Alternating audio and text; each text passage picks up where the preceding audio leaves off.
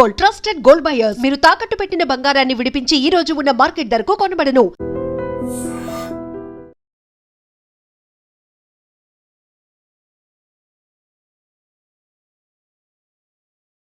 గ్రామ ప్రజలు దైవభక్తులని అర్థమైంది. మీ మధ్య ప్రశాంతమైన ఈ పల్లె పట్టున అమ్మవారి ఆరాధనలో నా జీవితాన్ని గడపాలని ఆశించి వచ్చాను. వచ్చిన మీ జీవితాలు, ఇక్కడున్న మా అందరి జీవితాలు తరించే రోజు వచ్చింది శంకరాచార్య గారు. మంచి రోజు చూసి ఆలయంలో అర్చన ప్రారంభించండి. అలాగే. నమస్కారం.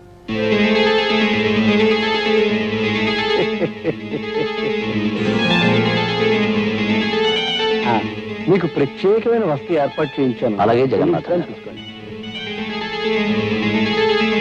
అయ్యా తమరి దృష్టి ఆ దుర్గాదేవి మీదనే.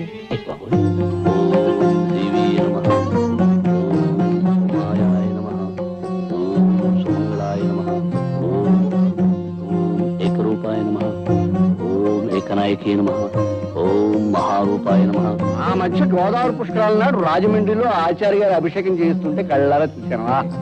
ఏం శోభ, ఏం తేజస్సు, ఎంత ఆకర్షణ. అప్పటి నుంచి నా మనసు వారి మీదే లగ్నమై ఉంది.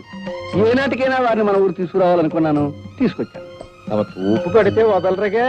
నిజంగా మన ఊరికి తమరు మహోపకారం చేశారండి. అప్పుడే అక్కడ ఇంకా చాలా చేయదలుచుకున్నారు ఆయన. ఒక్కొక్కరికి ప్రత్యేకంగా చేస్తారు, చూస్తూ ఉండండి. పంతులు మరీ ఎక్కువగా పొగిడేకయ్యా.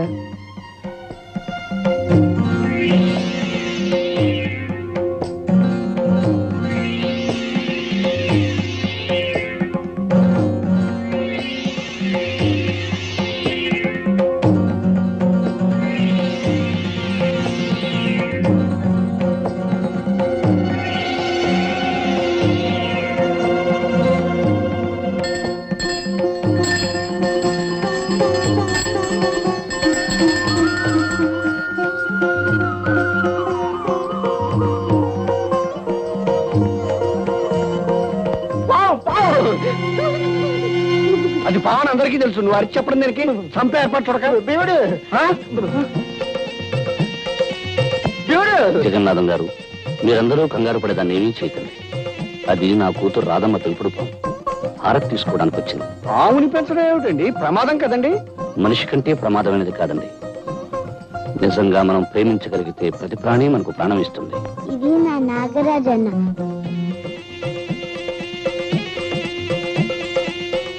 అందరూ దండం పెట్టండి. పెడతాం తల్లి, పెడతాం. కానీ పావును దూరంగా పెట్టు. రేపు పంతులు ముందు అన్నం పెట్టవయ్యా. ఆచార్య గారు, మీ పాపతో పావుకి స్నేహం ఉన్నా దాన్ని నలుగురు మధ్య ఉంచడం మంచిది కాదండి. ఎందుకని అడగండి. అడగడం దేనికి? అది కాటేస్తే చచ్చి ఊరుకుంటాం కనుక. కనుక దాన్ని ఏ పుట్లలో వదిలేయమని చెప్పండి. ఆ విషయం మేము ఆలోచిస్తాం. రామారాధా, భయపడకండి. సూర్యబాబు ఏం చేస్తున్నారు నాన్న? నాగన్నకి పాలు పోస్తున్నా. అలాగా. అమ్మా రాధా, నేను మాట చెప్తాను, వింటావా తల్లి? ఏమిటి నాన్న? రేపు మన నాగన్నని తీసుకెళ్లి పుట్టలో విడిచిపెడదామా? నేను ఒప్పుకోను.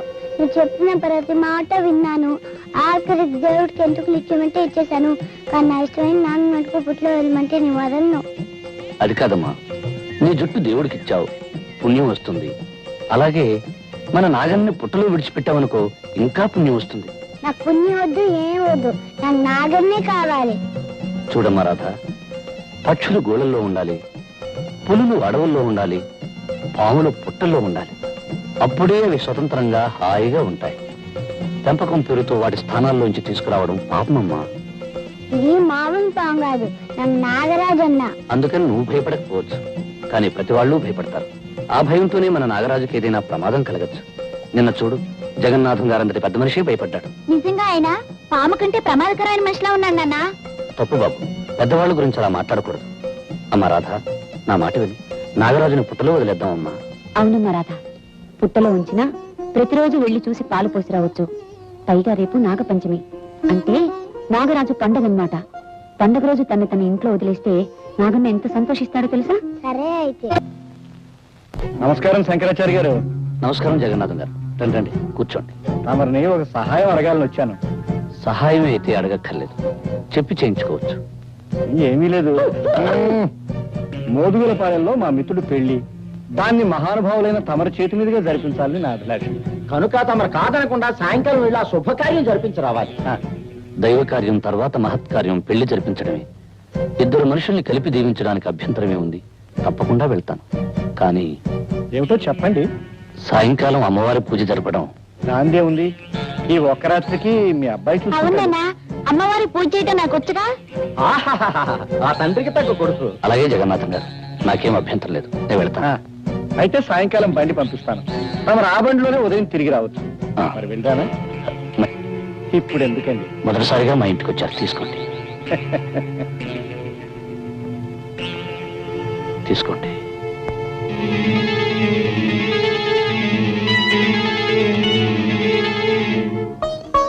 నాగరాజన్న, నాగరాజన్న, నాగరాజన్న, నేను ఎప్పుడూ ఒంటరిగా వదలలేదు. నువ్వు పుట్టిన నుంచి బయటకు వస్తే ఎవరైనా ఏమైనా చేయొచ్చు. కనుక నీ పిలిచినప్పుడు తప్ప నువ్వు బయటికి రాకూడదు. సరేనా? ఒట్టే.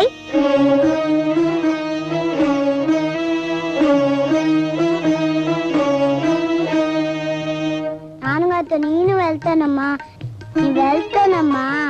నా బంగారు కదూ, చెప్పిన మాట వినాలి. అసలే ఆ ప్రయాణం రాత్రిపూట. నువ్వు నిద్ర కాగలేవమ్మా. అది కాదమ్మా, నేను వెళ్తానమ్మా. పోనీ అది అంతగా అడుగుతుంది, తీసుకెళ్తాను దుర్గా. అది కాదండి, మళ్ళీ మీకు లేనిపోయిన శ్రమ. శ్రమ ఏముంది?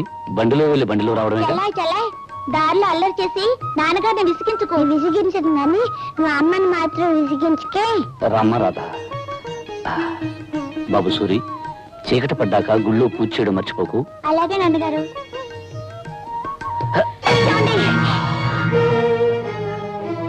ఏం పర్వాలేదు, జాగ్రత్త. పదమ్మా.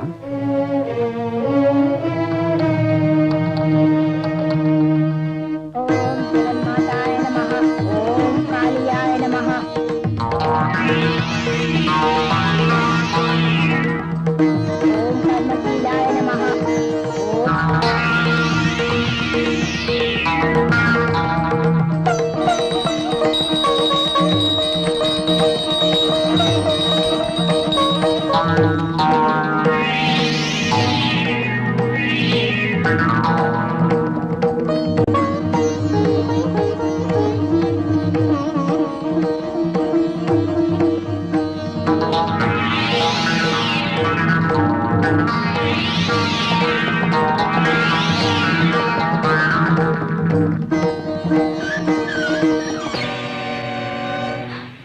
జగన్నాథం గారు, అవును, జగమెరిగిన నాథుణ్ణి, జగన్నాథం.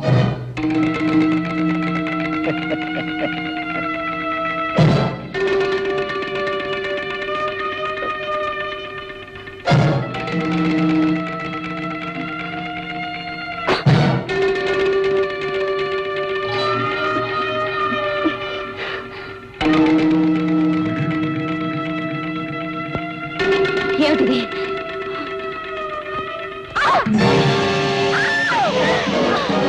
పిలిచినప్పుడు తప్ప నువ్వు బయటికి రాకూడదు. సరేనా? ఒట్టే. పిలిచినప్పుడు తప్ప నువ్వు బయటికి రాకూడదు.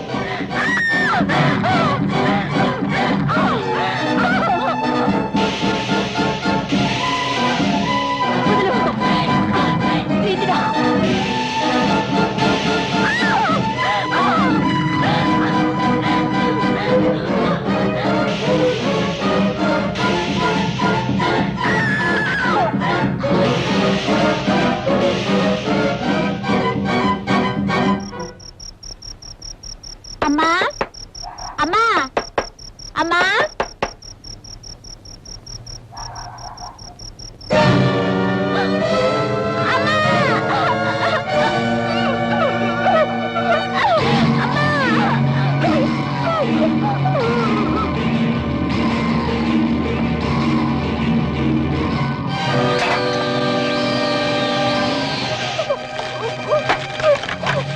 దేవుడు, ఈ కొన్నాదుడు నన్ను గుర్తుపట్టాడు. ఎందుకంటే వీడిని మంటలో అలాగే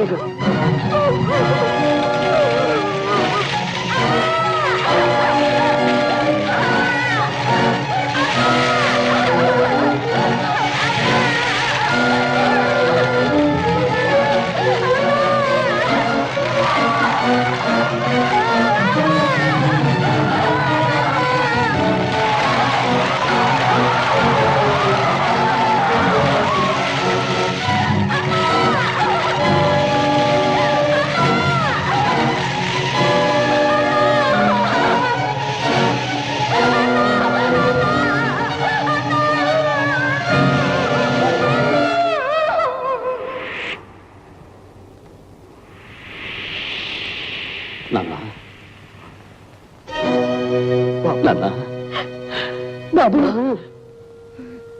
ఈ నాన్న మీద కోపంతో రావేమో మీ నీడను అనుకున్నా తిరిగిన వాడిని మీ మీద కోపం ఎందుకు తెచ్చుకుంటాను నాన్న? అది కాదు బాబు, ఆయనన్న మాటలకు నువ్వు మనసు కష్టపెట్టుకొని. అదేమిటమ్మా, ప్రేమతో ప్రాణంలా పెంచుకున్న మీకు కాకపోతే నన్ను మాటలనే అధికారం ఎవరికుంటుంది? అదేమిటి బాబు, పెంచుకున్నా పెరిగినా అంటున్నావు? నేనన్న మాటలు చెప్పిన విషయం నిజమేనా అనుకుంటున్నావా? లేదు బాబు, నిన్ను దారిలో పెట్టాలని ఆవేశంలో నువ్వు మా కొడుకువి కాదు అన్నాను, అంతేగాని. ఎందుకు నాన్న నన్ను ఓదార్చాలని ప్రయత్నం చేస్తావు? పాలు తెలుపు కాకి నలుపు అనేవి ఎంత నిజమో, నేను మీ కొడుకును కాదు అనేది అంత ఖచ్చితమైన నిజం. అవునమ్మా, చాలాసార్లు నాకు నిద్దట్లో అర్థం లేని కళ్ళలా కనిపించే దృశ్యాలకి అర్థం తెలిసింది. చెదిరి చెరిగిన గతము నాకు స్పష్టంగా గుర్తొచ్చింది. నేను మీకు నీటిలో కొట్టుకొచ్చి దొరికాను కదూ, ఆ ప్రవాహంలోకి నేను ఎలా పడ్డానో నాకు తెలిసి వచ్చింది. దానితో నా కర్తవ్యం ఏమిటో కూడా నాకు ఇప్పుడు తెలిసింది. ఏమిటి బాబు, ఏమిటి నువ్వు అనేది? నాకు జన్మనిచ్చిన తల్లి చనిపోయి ఉండొచ్చు, కానీ నా తండ్రి నా చెల్లెలు బ్రతికి ఉంటారు. వాళ్ళు కలుసుకుని తీరాలి. అంటే మమ్మల్ని వదిలి వెళ్ళిపోతావా? ఈ లోకంలో ఎవరు ఎవరితో శాశ్వతంగా ఉంటారు. జన్మ ఇచ్చిన కన్నవాళ్ళని వదిలి కట్టుకున్న వాడితో కలిసి వెళ్ళిపోతుంది ఆడపిల్ల. 9 నెలలు మోసి కని పెంచిన తల్లిని వదిలి తన దారిని తన భార్యతో వెళ్ళిపోతాడు మగపిల్లవాడు. జీవితాంతం కలిసి ఉండాల్సిన ఆరుమగలలు ఎవరో ఒకరు ముందుగానే శాశ్వతంగా వదిలి వెళ్ళిపోతారు. ఎంత గొప్ప బంధమైనా కొంతకాలమే ఉంటుంది, కాలమంతా నిలిచి ఉండదు. ఏమంటారు? ఏమంటాం బాబు, నువ్వు చెప్పేదంతా నిజమేగా. అందుకే ఇంతకాలం దూరమైన నా వాళ్ళని ఒక్కసారి చూడాలని ఉంది. బాబు, అమ్మా, ఈ జన్మలో మీ రక్తాన్ని పంచుకోకపోయినా మీ ప్రేమను పంచుకున్నాను. వచ్చే జన్మలో మీ కడుపునే పుట్టాలని, మీ బిడ్డగానే ఎదగాలని ఆ దేవుణ్ణి మరీ మరీ కోరుతున్నాను. బాబు.